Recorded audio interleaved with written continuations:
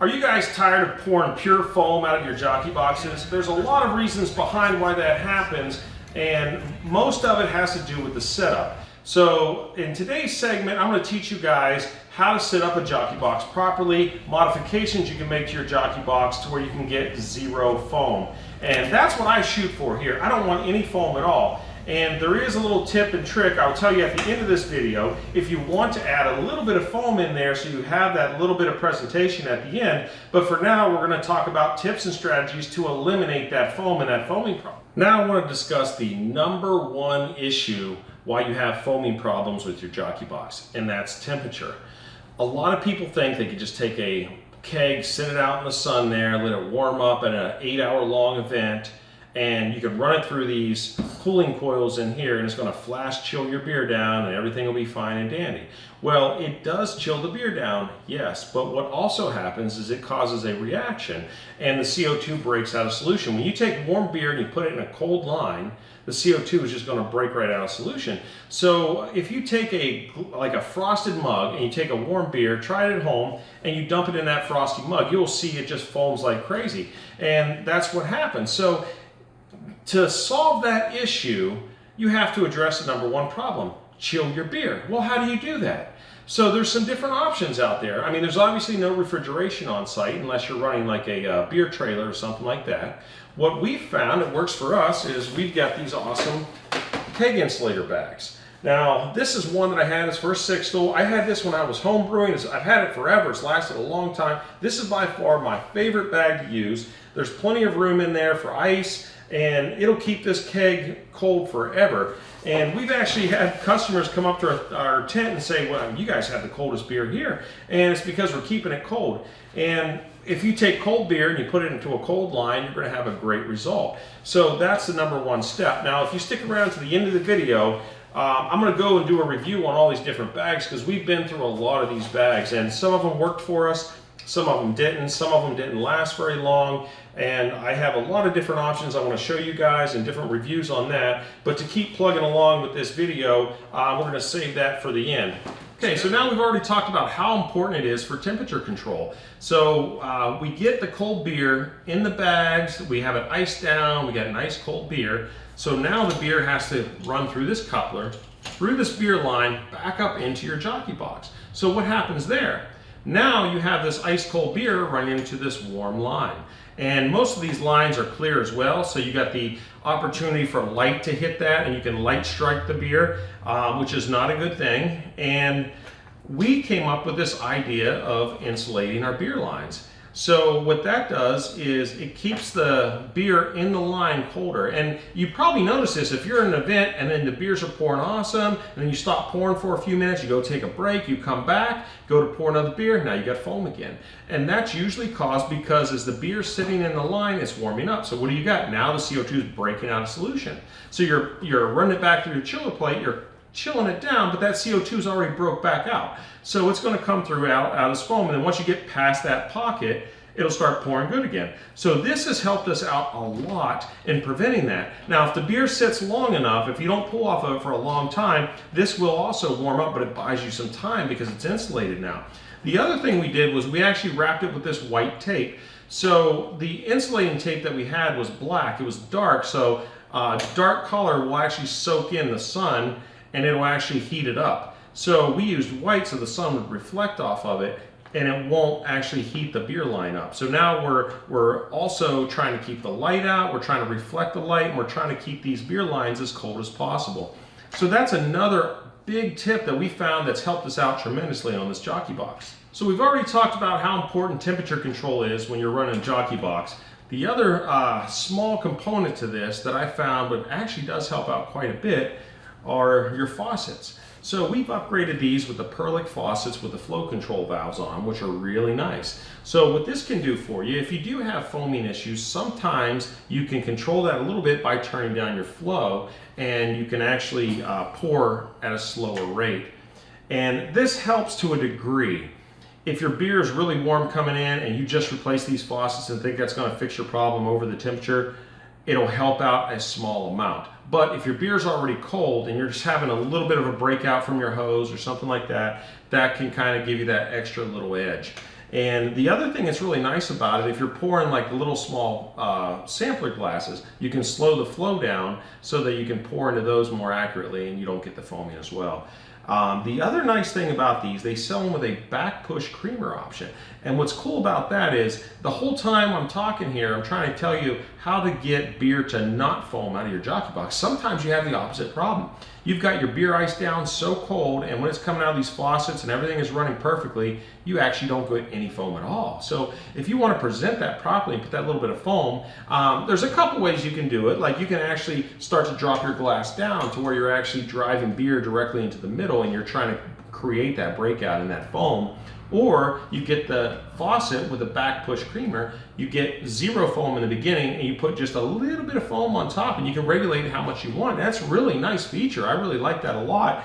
I actually learned that from my buddy Spencer when I was talking to him, and we've upgraded all of our faucets since then. It's been great. All right, this next segment we're going to talk about CO2 gas and running beer gas and mixed gas into your jockey box.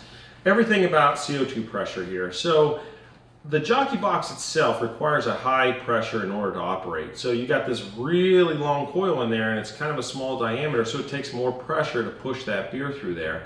So you typically run your jockey box usually around 16 to 18 psi. Each manufacturer will give you a recommendation because the different variances of the coil diameter and the coil length and things like that. I find the sweet spot on mine to be about 17 psi. So what happens at 17 psi?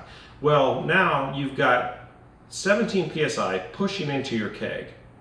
You've got your keg chilled down, and it's a basic forced carbonation issue right now. So if you wanted to carbonate beer, you don't even need a carb stone. All you got to do is put CO2 in it at a certain pressure, at a certain temperature, and it eventually, over time, will force CO2 in solution. So that's kind of what's happening in this situation. So your beer is actually beginning its overcarbonating right away as soon as you get to your event. And if it's a long event, you're actually overcarbing your beer. And what happens when you overcarb beer? You get foam, right? So that's what we're trying to avoid here. So what's the solution to that? Well, you have to run a high pressure. And the high pressure is also going to prevent the CO2 from breaking out of solution. It's like when you're packaging on a canning line or a bottling line, you would run that at a higher pressure to prevent the CO2 from breaking out of solution. So you need that higher pressure. Well, what I found out was, why not use beer gas? So beer gas is the nitrogen CO2 solution, and what happens there is the nitrogen prevents it from overcarbing. Now there still is some CO2 in there, but it's a smaller amount, so it's not going to flatten your beer, but it is going to allow the beer to push at a higher temperature without overcarbing it. Now, bars and tap rooms use this trick a lot. When you have to run a really long line set up to your taps, you would just use beer gas, and it actually pours really nice. When I first started using the beer gas mix in the first event, I noticed right away that my beer was pouring great right from the beginning. I mean, you always get that first initial burst of foam as you're getting your pressures equalized and your little bit of beer product through there, but then it goes away immediately, and I had an awesome event the last time I used it. So I wanted to pass that little trick on to you. This next segment, I'm going to talk about these keg cooler bags. We've had a lot of these over the years. Some of them I liked, some of them I didn't like. But I wanted to share that information with you guys and let you know which ones worked for us and which ones didn't work out for us and what I think about it. So the first one I will say is for the half barrel size. It's the first one that I got, and I thought it was really nice at first. It's very convenient. All you do is slide it over top of the keg, and that's the best part about this type of bag. It's so easy to do. Like, you just take it over, slip it over there, and you're done. The bad side of this is there is no bottom to it. So how do you put ice in it? You can't really ice down the beer with this type of a bag. So basically all it is a little bit of an insulation jacket that you put around it. And I will say it's better than nothing.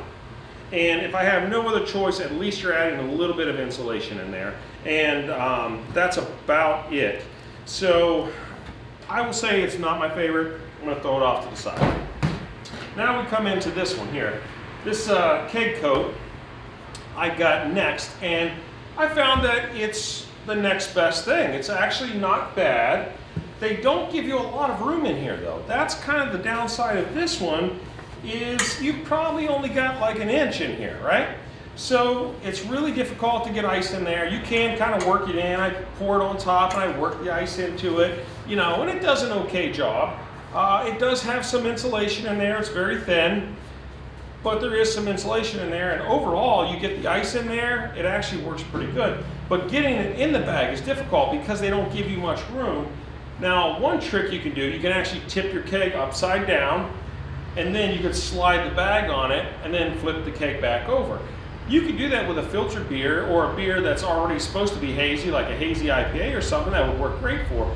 But if you've got a beer that's not filtered and it's really not supposed to be a hazy style beer, you got a little bit of sediment or yeast in there, you really don't want to be shaking that up. So now we're talking two people trying to lift the keg up and work the bag on there. It's kind of a pain in the butt. That's the only downside with this. I will say that it's held up fairly well. Like, we've had this one for a couple years, and the liner on the inside is still intact. You can see it starts to rip a little bit. I mean, we've abused these bags pretty bad. We have a little bit of tearing on this one corner, but the liner itself is really nice. It's flexible. It doesn't bunch up on you. So that part is really nice. Now we're going to move into the next style bag. These cool kegs. When I bought these, I actually bought these last year, and I thought these were the best thing. When I first bought them, they worked really well in the beginning.